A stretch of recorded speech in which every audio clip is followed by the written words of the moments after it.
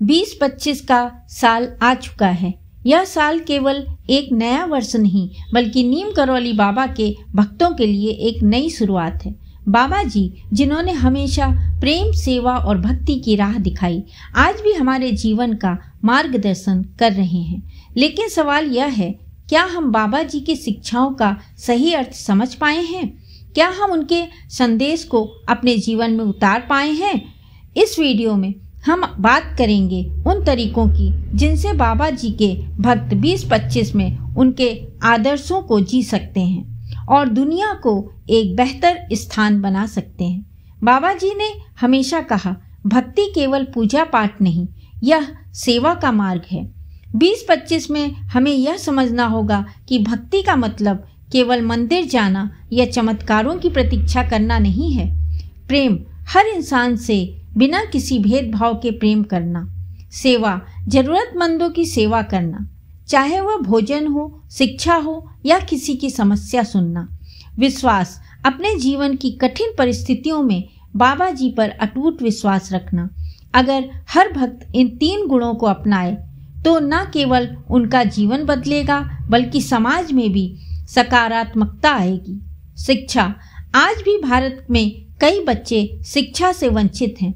अगर हर भक्त एक बच्चे की पढ़ाई का जिम्मा ले तो यह बाबा जी की शिक्षाओं का सच्चा पालन होगा।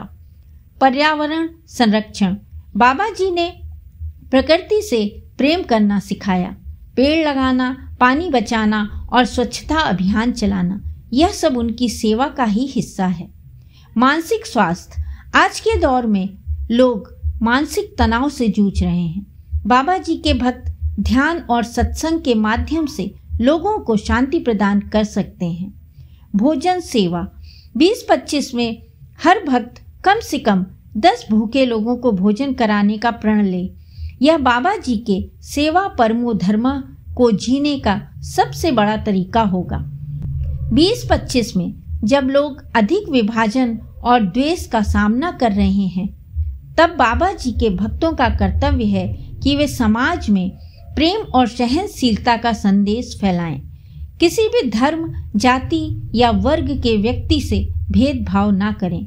लोगों की मदद करें, भले ही वो आपको धन्यवाद ना दे। दूसरों के गुस्से और नफरत का जवाब शांत मन और प्रेम से दें। याद रखें, बाबा जी ने कहा था, हर किसी में भगवान का वास है।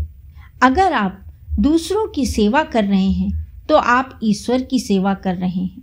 2025 में बाबा जी के हर भक्त को यह प्रण लेना चाहिए, मैं अपने जीवन को सकारात्मकता और सेवा से भर दूंगा। मैं किसी को दुख नहीं दूंगा और जो भी मेरी मदद मांगेगा उसकी सहायता करूंगा।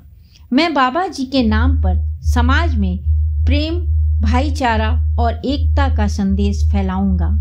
मैं अपनी कमजोरियों पर काम करूंगा और खुद को बेहतर इंसान बनाने का प्रयास करूंगा।